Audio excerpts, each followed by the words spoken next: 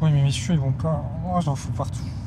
Bon, bah ça y est, on est le 16 novembre, le samedi 16 novembre. C'est donc le quasi-anniversaire des Gilets jaunes. Et partout en France, il y a des rassemblements qui sont organisés. Donc malheureusement, il n'y en avait pas à Guingamp, mais on a quand même décidé d'y aller à Saint-Brieuc.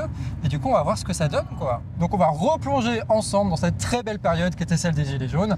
Et on va faire ça à Saint-Brieuc. T'es confiante? Bon, on va voir. Elle est confiante. Chantez? Ouais, ça va et vous? Ça va, ça fait plaisir de voir ma jeunesse. Bah ouais. Je vais te dire pourquoi on est là aujourd'hui, parce que c'est l'anniversaire des Gilets jaunes, les 6 ans du mouvement.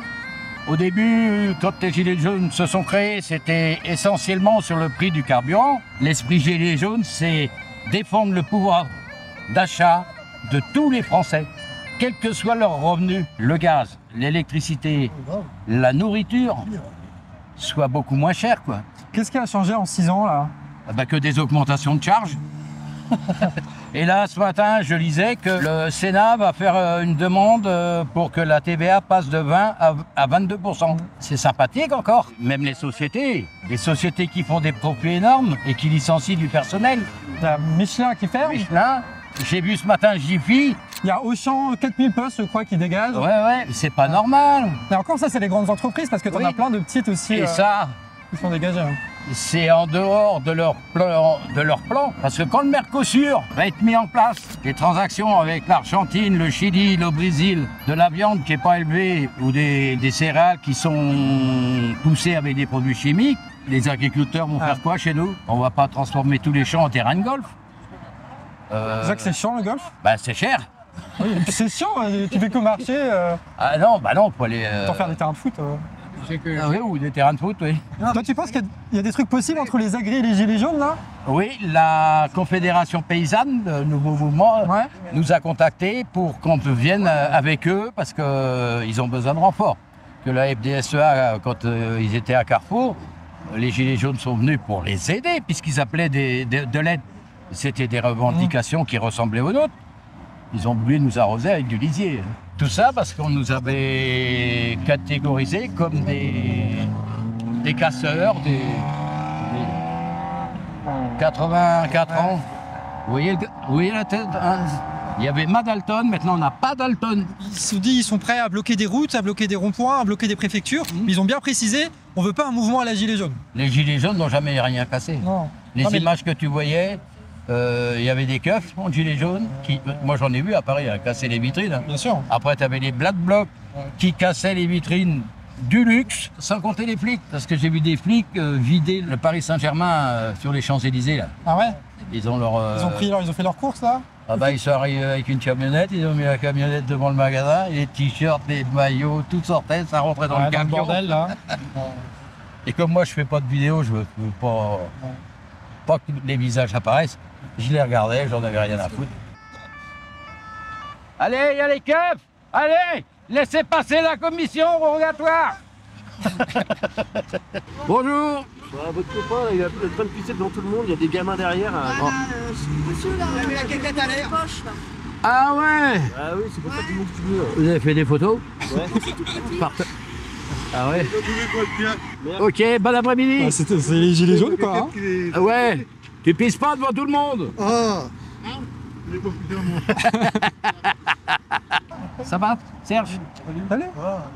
Du syndicat solidaire. Solidaire, c'était les premiers à vouloir rejoindre le mouvement à l'époque. Mais il y a quelques syndicats, c'est pas aussi simple, quoi, Ouais, on va dire. les autres syndicats.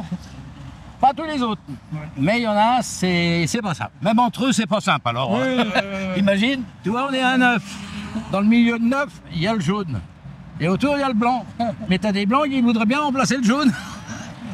Mais tu as certains qui viennent s'intégrer doucement dans le jaune. Et on accepte ce blanc-là. Mais il y en a, tu peux pas. Quand tu entends les réflexions, tu te dis, mais c'est pas possible. Est-ce qu'on lutte pour la même chose, mais est-ce qu'on vit dans le même pays? C'est ça le problème. Tu sais plus après. Non mais c'est con qu'il aurait fallu que tout le monde s'y mette. Il aurait fallu que, si tu veux, moi je disais... Ben, c'est pareil. Pourquoi il y a des différentes manifs et mouvements de grève de prévus entre on va dire entre le 17 là et la mi-décembre? T'en as au moins 8-10. Ouais, mais j'espère que ça va se converger. Bah oui. Il faut que tout le monde converge ensemble. Au niveau du mouvement social, on a vu de très belles choses. Il y a toujours un bon accueil, même encore aujourd'hui, des Gilets jaunes. Ah oui, les coups de klaxon, les gens disent bonjour, les gens ils sont sympas. Ils n'ont pas oublié, Non, ils n'ont pas oublié.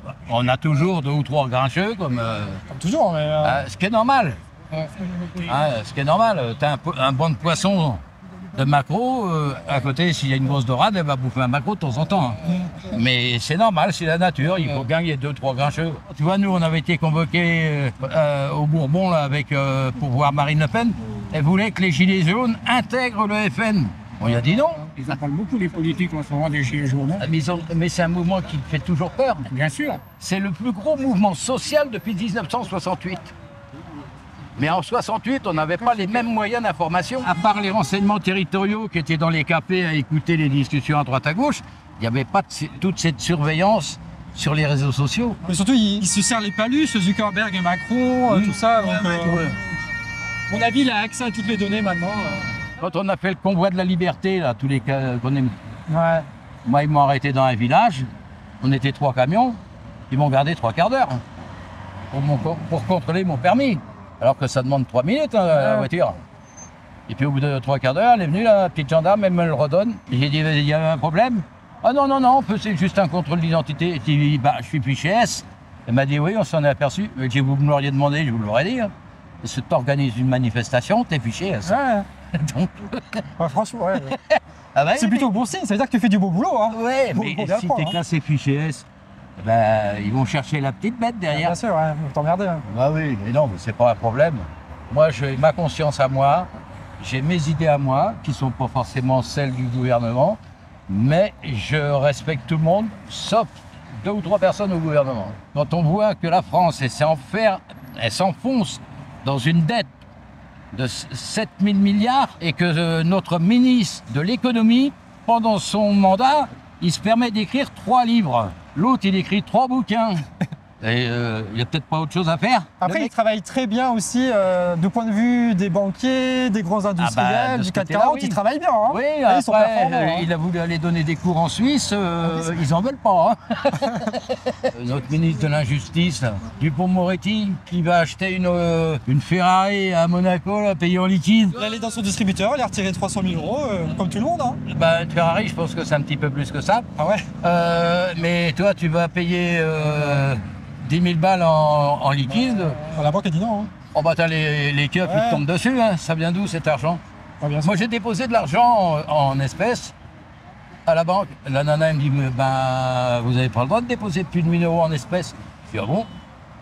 Non, elle dit, il faut un justificatif. J'ai dit, vous mettez que c'est de l'argent de la prostitution. Tu m'étonnes que tu as des problèmes après si tu fais ça. Je la connais bien, ma banquière. Elle a marqué argent de la prostitution. J'en ai rien à foutre, moi. Ils vont pas me faire un 2e trou du cul. Puis en plus, il y a une carotte dedans. Alors. Il y a une carotte? Dans le cul. Depuis le temps. Bon, c'est quoi les prochaines étapes là? Donc la Confédération peut-être lundi? Ouais, et puis après ça, samedi, on se retrouve là. Et dans 15 jours, une réunion citoyenne place du Guesclin, avec micro et tout, pour que les gens puissent prendre la parole, s'exprimer, qu'on enregistre leurs demandes, quoi. Qu'on n'aille pas à l'encontre des idées des Français. C'est très important. Que tout le monde puisse parler. Voilà, qu'on soit noir, jaune, vert, rouge, blanc, tout le monde a le droit de parler. Le dernier message que je vais lancer, ça va être un petit message d'espoir, que le peuple français se rende vraiment compte de ce qui se passe. Le pouvoir des riches prend vraiment le pouvoir sur le peuple. Et va falloir bouger. J'ai pas dit violenter, va falloir bouger. Va falloir refuser de payer certaines choses. Si on ne paye pas nos impôts, si on ne paye pas nos factures, si on ne fait pas rentrer de TVA dans les caisses de l'État pendant 3 jours, ça va tout changer. Alors merci d'écouter, de lire, de voir et de comprendre.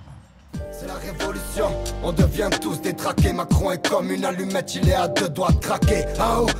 Gilets jaunes, quel est votre métier? C'est la révolution.